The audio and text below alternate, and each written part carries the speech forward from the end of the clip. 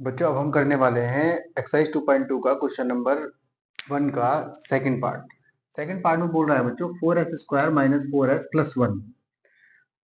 इसके हमें zeros find करने हैं। जीरोस फाइंड करने के लिए हमें इसके फैक्टर करने होंगे। तो देखते हैं इसके फैक्टर कैसे होंगे। तो बच्चों इसके फैक्टर करने के लिए आप जो भी एक्स स्क्वायर का कोफिशिएंट हो, है ना, यहाँ पे एक्स स्क्वायर है तो एक्स स्क्वायर का कोफिशिएंट कितना है 4 और यहाँ पे कितना है कांस्टेंट टर्म 1, तो दोनों का प्रोडक्ट कर लेंगे तो कितना आएगा 4 और एक्स का कोफिशिएंट कितना है माइनस का 4।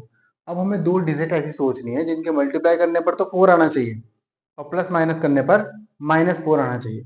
तो इसके लिए बच्चों अगर आप 2 इंटू 2 लेते हो तो 2 टू जब 4 तो हो जाएगा, लेकिन अगर आपने 2 टू जब 2 प्लस का 2 और प्लस का 2 लिया तो माइनस का 4 तो आएगा नहीं। इसके लिए आप क्या करोगे, दोनों में माइनस लगा दोगे।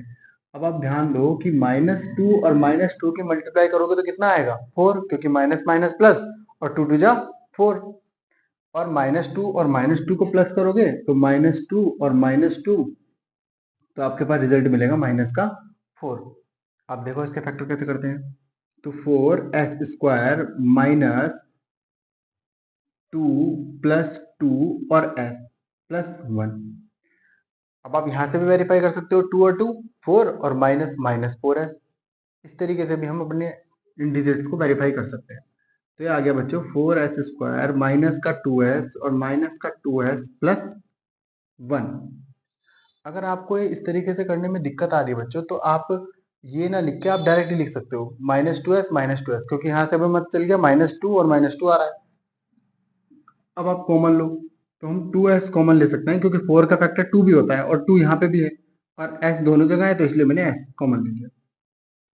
तो यहाँ पे क्या आएगा बच्चों 2 और साथ में s माइनस 2s तो पूरा बाहर चला गया तो कितना बचेगा 1। उसके बाद यहाँ पे भी माइनस कॉमन लेना पड़ेगा 1, यहाँ पे बचेगा 2s माइनस 1। अब देखो यहाँ पे जब हमने माइनस कॉमन लिया तो यहाँ से तो माइनस आ गया बाहर, लेकिन यहाँ पे क्या है प्लस, और प्लस कब बना होगा माइनस माइनस प्लस, तो एक माइनस बाहर आ गया एक माइनस अंदर आ गया। और अगर ये दोनों आपके सेम आ रहे हैं तो आप सही कर रहे हो क्वेश्चन को।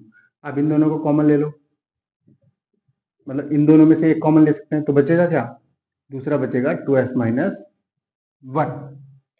अब ये इसके फैक्टर आ गए, यहाँ से हम इसको जीरो करके फाइंड कर सकते हैं। तो यहाँ पे आएगा बच्चों 2s इज इक्वल टू 1 और s इज इक्वल टू, ये इधर मल्टीप्लाई में उधर जाके डिवाइड में। नेक्स्ट वाले का भी यही है तो उसका भी सेम आएगा s इज इक्वल टू 1/2। एक हो गई अल्फा की वैल्यू और एक हो गई बीटा की वैल्यू। अब क्वेश्चन में बोल रहा है कि आप इस रिलेशनशिप को वेरीफाई भी करो। वेरीफाई करते हैं। Sum of zeros is equal to क्या होता है माइनस का b अपॉन a। इस इक्वेशन में a b c की वैल्यू क्या है वो भी लिख लेते हैं। a इज इक्वल टू है 4 x² का coefficient, b is equal to है -4 और c इज इक्वल टू है 1। करो वेरीफाई। सम ऑफ जीरोस क्या होता है बच्चों, alpha plus beta. Sum of zeros, zeros ही तो है ये अल्फा बीटा, तो उनका सम कर दिया इज इक्वल टू माइनस का b upon a। Alpha beta की वैल्यू 1/2 एंड 1/2, 1/2 प्लस 1/2। b की वैल्यू कितनी है माइनस का 4, एक माइनस ये रहा और एक माइनस ये बना अपॉन में a।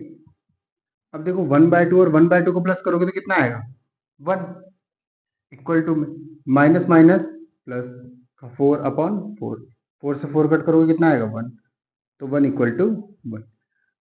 इस तरीके से हमारा सम ऑफ जीरोस वेरीफाई हो गया। अब नेक्स्ट करते हैं product of zeros. Product of zero is equal to होता है c upon a. Product of zero is equal to होता है c upon a. Product of zero alpha multiply में beta c upon alpha beta कितने कितने हैं 1/2 and 1/2, तो 1/2 multiply 1/2 is equal to c कितना है, सी पुट करो 1, ए कितना है 4, अब मल्टीप्लाई करो उनका, 1 के 1 से मल्टीप्लाई करोगे 1 और 2 के 2 से मल्टीप्लाई करोगे तो 4। इस तरीके से बच्चों ये भी वेरीफाई हो गया प्रोडक्ट ऑफ जीरो। देखो बराबर आ रहे हैं ना, तो इस तरीके से हमें इन क्वेश्चनों को करना है।